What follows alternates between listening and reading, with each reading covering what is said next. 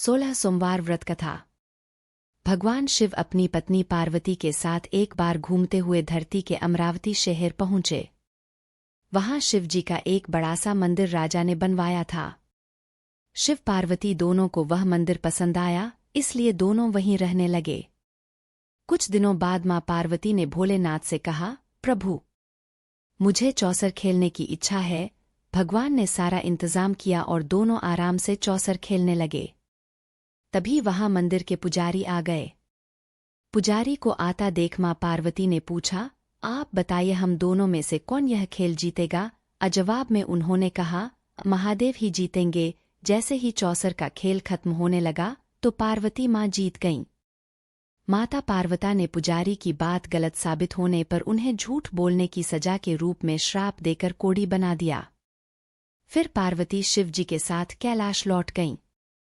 अब लोग उस कोढ़ी पुजारी से दूर भागने लगे। राजा ने भी उसे मंदिर के कार्य से मुक्त करके किसी दूसरे ब्राह्मण को मंदिर का पुजारी नियुक्त कर दिया। कोढ़ी पुजारी भी उसी मंदिर के बाहर बैठकर अपने लिए भिक्षा मांगने लगा। कुछ दिनों बाद उस मंदिर में स्वर्ग से अप्सराएं आईं। पुजारी को देखकर उन्होंने उसकी हालत का कारण पूछा। उसने मां पार्वती द्वारा मिले श्राप के बारे में उन्हें बता दिया। सारी बातें जानने के बाद अप्सराओं ने पुजारी को पूरे 16 सोमवार तक विधिवत व्रत रखने के लिए कहा। पुजारी को इस पूजा की विधि नहीं पता थी, तो उसने अप्सराओं से इसके बारे में पूछा। उन्होंने बताया कि हर सोमवार को सूर्योदय से पहले उठना होगा। फिर नहाकर साफ कपड़े पहनने के बाद गेहूं के आटे से 3 अंग बनाना। उसके बाद घी से दीप चलाते हुए गुड़, बेलपत्र, अक्षत, नैवेद्य, फूल, चंदन, जनेऊ लेकर संध्या के समय सूर्यास्त से पहले प्रदोष काल में भोले बाबा की पूजा करना। पूजा करने के बाद एक अंग शिव शंभू को अर्पण करना और एक खुद ग्रहण करना। उसके बाद बचे हुए अंग को आसपास के लोगों में प्रसाद के रूप से बांट देना। इस तरह पूरे 16 सोमवार करने के बाद 17वें सोमवार को आटा लेकर उसकी बाटी बनाना। फिर उसमें घी के साथ गुड़ डालकर चूरमा तैयार करना। इसका शिव जी को भोग लगाकर इसे आसपास मौजूद सभी लोगों को प्रसाद के रूप में बांट देना। इस तरह से व्रत करने से भगवान शिव तुम पर प्रसन्न होकर कोढ़ की समस्या दूर कर देंगे। ये सारी बातें बताकर सभी अप्सराएं स्वर्ग लौट गईं। उनके लौटने के बाद पुजारी ने हर सोमवार को विधिवत व्रत और पूजन किया। 16 सोमवार पूरे करने के बाद 17वें सोमवार को सबको प्रसाद बांटते ही उसके कोढ़ की समस्या दूर हो गई। पुजारी के ठीक होने पर राजा ने दोबारा उस मंदिर में पूजा पाठ करने का जिम्मा उसे सौंप दिया। होते होते एक दिन दोबारा भोलेनाथ अपनी पत्नी पार्वती जी के साथ उसी मंदिर में पहुंचे। पार्वती जी ने जब देखा कि वो कोढ़ मुक्त हो गए हैं, जो उन्होंने पुजारी से पूछा कि ऐसा कैसे हुआ। जवाब में पंडित ने उन्हें 16 सोमवार व्रत करने की अपनी कथा के बारे में बताया। पुजारी की बात सुनकर मां पार्वती काफी खुश हुईं। उन्होंने भी 16 सोमवार व्रत रखने की ठान ली। इसके लिए मां पार्वती ने पुजारी से पूरी विधि जानी और अपने नाराज बेटे कार्तिकेय को वापस पाने के लिए नियम से व्रत करने लगीं। 17वें सोमवार को जब उन्होंने सबको प्रसाद बांटा तो उसके कुछ दिनों बाद ही कार्तिकेय लौट आए। उन्होंने मां पार्वती के पास पहुंचकर पूछा, ऐ माता, अचानक कुछ हुआ कि मेरा सारा गुस्सा ही खत्म हो गया। क्या आपने कोई उपाय किया था? जवाब में पार्वती जी ने 16 सोमवार के व्रत की कथा सुनाई। यह सुनकर कार्तिकेय को भी 16 सोमवार का व्रत करने का मन हुआ, क्योंकि वो अपने मित्र ब्रह्मदत्त के दूर जाने से दुखी थे। माता पार्वती से 16 सोमवार व्रत की विधि जानकर उन्होंने परदेश गए अपने दोस्त ब्रह्मदत्त की वापसी की मनोकामना के साथ व्रत शुरू किया।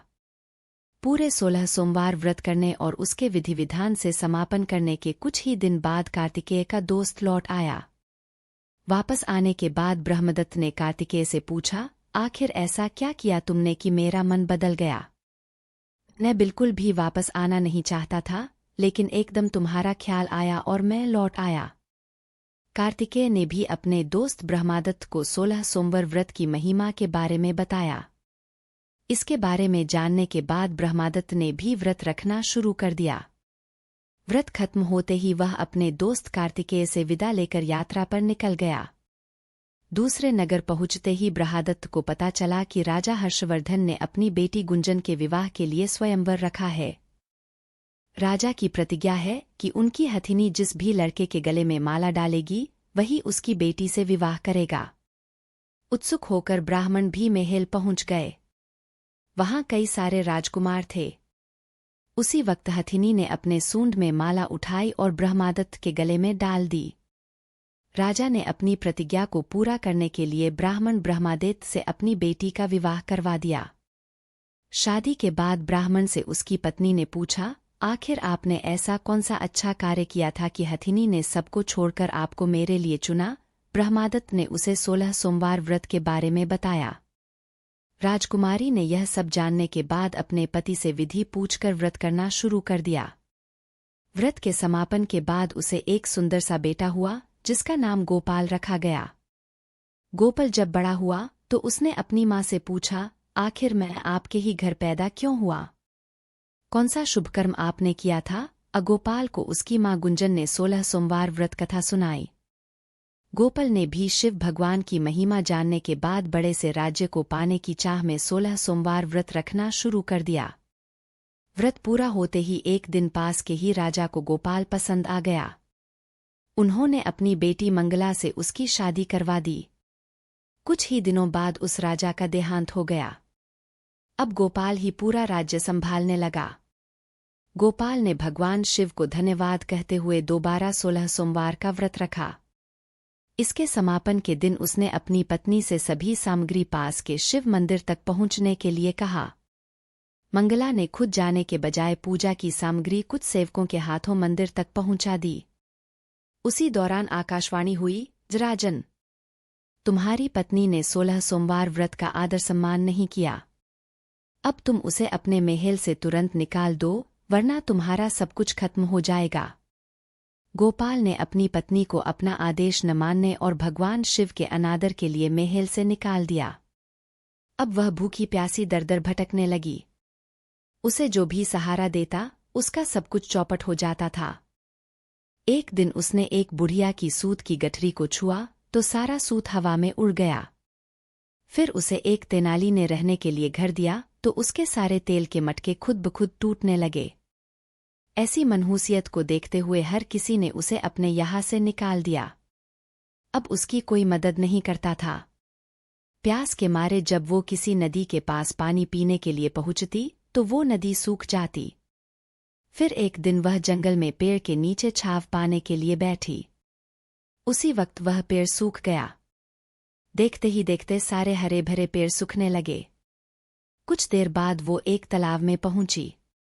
वहां का पानी जैसे ही उसने छुआ उस पर कीड़े पड़ गए।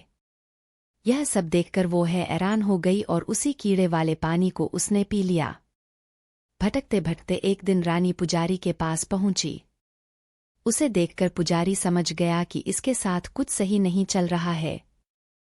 उसने रानी को मंदिर में ही रहने की इजाजत दे दी। रानी मंदिर में सब्जी या फल को हाथ लगाती तो वो सड़ जाते, आटे को छूती तो उसमें कीड़े पड़ने लगते, पानी से बदबू आने लग जाती।